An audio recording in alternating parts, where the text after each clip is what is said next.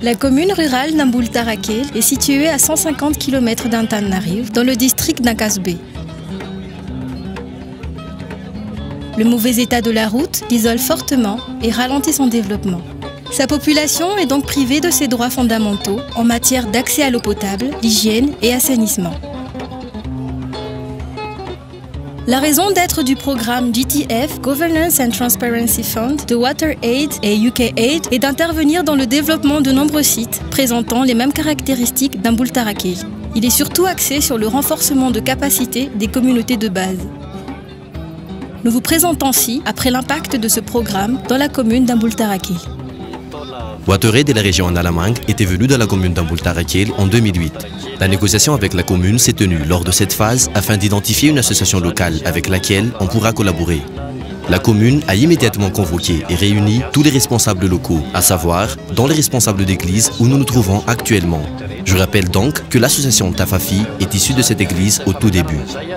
La région était de nouveau revenue pour poursuivre les échanges et a organisé une réunion qui s'était tenue à Ambalavawa-Tsimjan. Les grandes lignes du projet ont été développées au cours de cette réunion. La raison d'être de l'association, sa mission en tant que société civile et les résultats attendus par la population.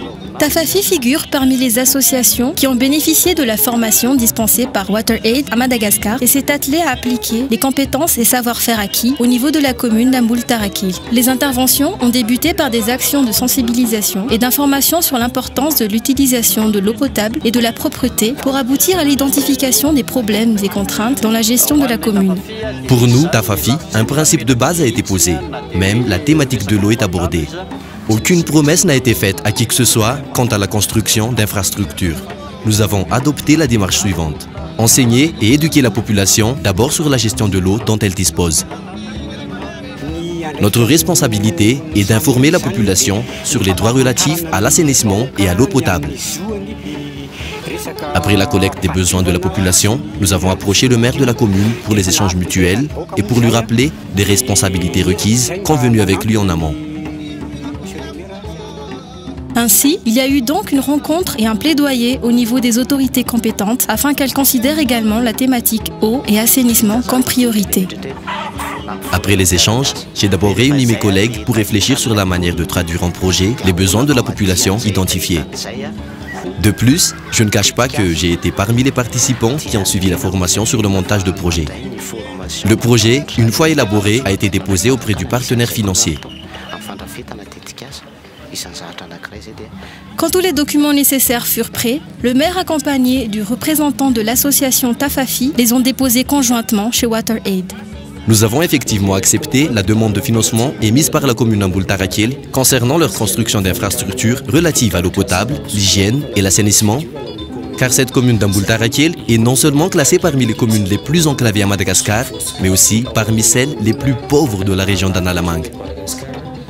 De plus, la population de cette commune nous a aussi montré une telle motivation pour la réalisation des projets à mettre en place dans leur commune. Après validation de la demande de financement par WaterAid, toutes les entités concernées ont procédé à la mise en œuvre des activités. La population a toujours démontré sa motivation à travers diverses prises de responsabilité et contributions. Les interventions effectuées par l'association Tafafi ont vraiment des impacts, car nous avons senti auprès de la population, en passant par les autorités de différents niveaux jusqu'au maire, une réelle conviction sur les droits fondamentaux auxquels ils devraient accéder.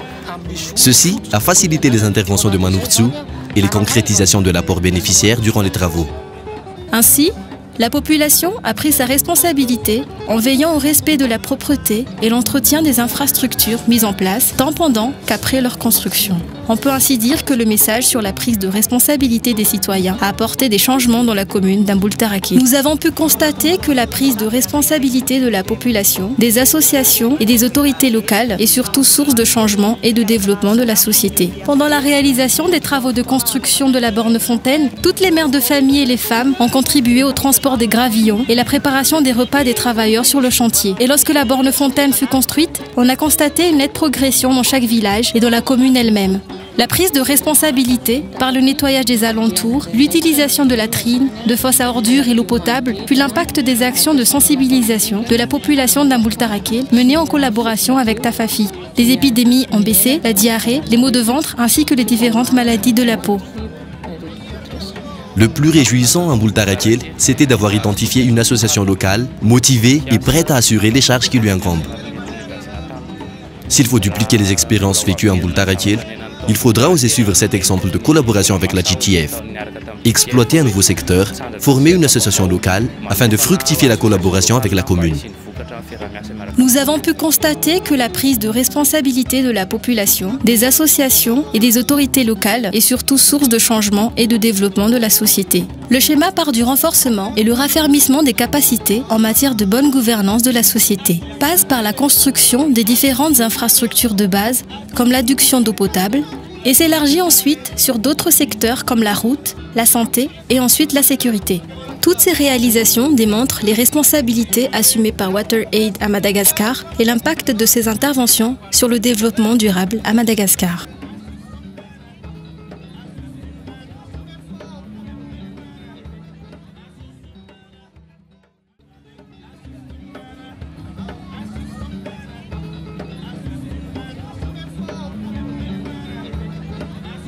Eto amin'ny district Anakazobe, 10 km miala Antananarivo no misy ny commune rurale Mboultarakely. Zary mitoka-monina tanteraka ity commune ity noho ny faharatsiany lalana. Araka izany dia sarotra ny isian'ny fampandrosoana ary tsy afaka mahazo ny zo fototra dia ny rano fisotro madio, ny fanadiovana ary fidiovana ny mponina ao aminy.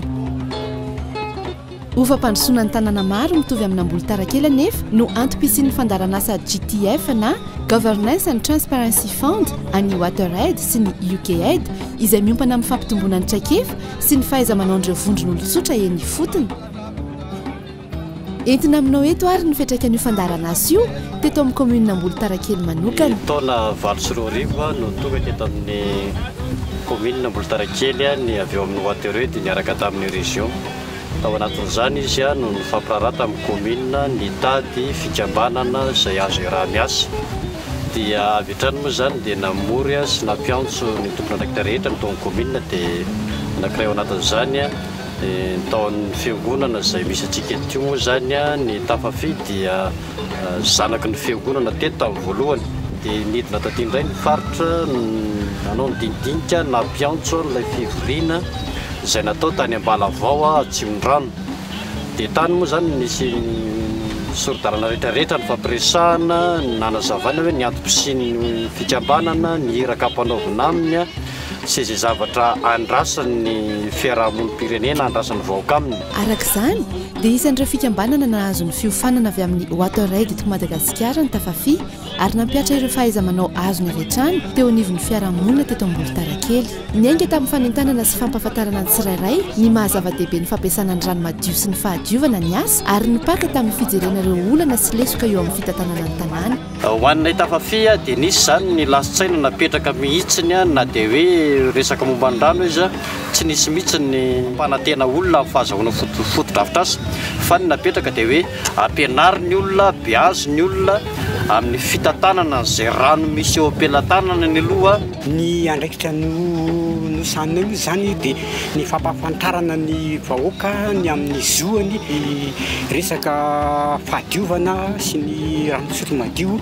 Dia rehefa nahavy mitaheta ny vahoaka moa izay dia niezaka izay mba nanantona ny monsieur le maire ny fampidinika taminy ka namerina taminy amin'ireo tambirina andraikitra izay efa nifampirarana tamin'ny monsieur le maire. Nisy araka izany ny fihaonana sy ny fifandraisan-dahatra tamin'ireo mpitondra mahefa mba hametrahana ho isan'ny lahara-pahamena ny rano sy ny fanadiovana. Vita zany midinika dia metratra hoe nampivory aloha mpiara-miasa hoe rehefa izay ary le etaetan'ilay mponina dia ahoana no amadian'izay etaetan'izay ho tetikasa. Dia ny tena moa tsy afenina fa nandray ny formation nataon'ny zareo rehefa natsoina tokona ndraiky mpanjakana nisy an'izay koa zany tao amin'ny fandrafetana tetikasa isan'ny zavatra anankiray izay dia napiatra an'izay dia nentina izy nanentina tany amin'ny mpamatso. Rehefa vonina ary ny antota taratasy rehetra ilaina dia niara-nitondra izany taon'ny WaterAid ny solotenan'ny fikambanana sy ny ben'ny tanàna. nikeny tokoa ny fangatahana famatsim-bola nataon'ny commune Ambolitarakely mahakasika ny fametrahana fotodrafitrasa rano fisotro madio fanadiovana sy fidiovana amin'ny commune io satria i commune Ambolitarakely io dia isan'ireo commune voasikajy ao anatin'ny commune tany lavitra indrindra eto Madagasikara ary isan'ny commune faran'izay mahantra ihany koa ato anatin'ny faritra Analamanga. Ankoatran'izay ny mponina tany amin'ny commune io dia nampiseho taminay fahavononana tanteraka.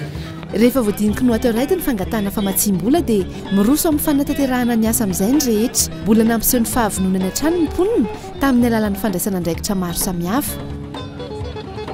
Raha ny asa nataony tafiana tombony zany dia nisy fiantraikany tokoa satria raha raisina hoe manomboka amin'ireo vahoaka sy ny tompona andraikitra mpanjakana isan-tsokajiny hatramin'ny be ny tanàna zany dia efa resy lahatra daholo amin'ny zo fototra tokony ny ananana. Dia ao anatin'izay zany nanamaivana ny asa manorotsy izy satria mora ny fanateteranana anjara biriky ny tsirairay nandritra ny asa.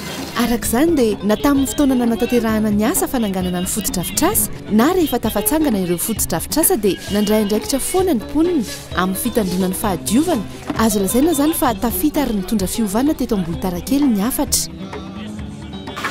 Ao anatin'ny fanaovana ny asa zany dia nandray andraikitra tokoa ny rempianakaviana indrindra ny vehivavy rehetra tamin'ny mibato kely fikarakarana sakafo nireo mpiasa rehetra indrindra ny fotoana nanaovana ny pompy. Rehefa vita zany ny pompy dia hita tokoa nisy fivoarana tokoa ny commune sy ny tanàna. Ny fiantraikan'ilay fanentanana izay natao tamin'ny olona teto Ambolitarakely izay niarahana tamin'ny tafafi dia nandray andraikitra ny olona zany nanadio manodidina nampiasa ny lavapiringa, ny lavapako sy ny rano fisotro madio dia nihena ny valanaretina, fivalanana, ny areti-kibo, ny areti-koditra samihafa. Nafinaritra tao Ambolitarakely dia nahita association locale voninkiasa sy nanao tanteraka ny asa nendrasana taminy. Raha mbola ho averina ny zavatra niainana tao Ambolitarakely dia tokony mbola masahotra ny niaraka tamin'ny GTF hoe mitsandratra sehatra vaovao manofana association locale mba hisiany vokatra fiarah-miasa miaraka amin'ny commune. Hitantsika teo ary fa ny fandraisana andraikitry ny mponina, ny fikambanana ary koa ny mpitondra eny fotony ny tena mampiova sy mampivoatra ny fiarahamonina. Ny ainga tamin'ny fanamafisana sy fampitomboana ny fahaiza-mitantana eo anivon'ny fiarahamonina aloha zany ka mitohy hatrany amin'ny fananganana ireo fotodrafitrasa maro toy ny amin'ny famatsiana rano madio ary mihitatra amin'ny sehatrafa toy ny lalana, fahasalamana, fandriampahalemana avy eo. Ireo rehetra ireo dia mampiseho ny andraikitra sahan'ny Waterraid eto Madagasikara sy ny fiantraikan'ny asany eo amin'ny sehatry ny fampandrosoana maharitra eto Madagasikara.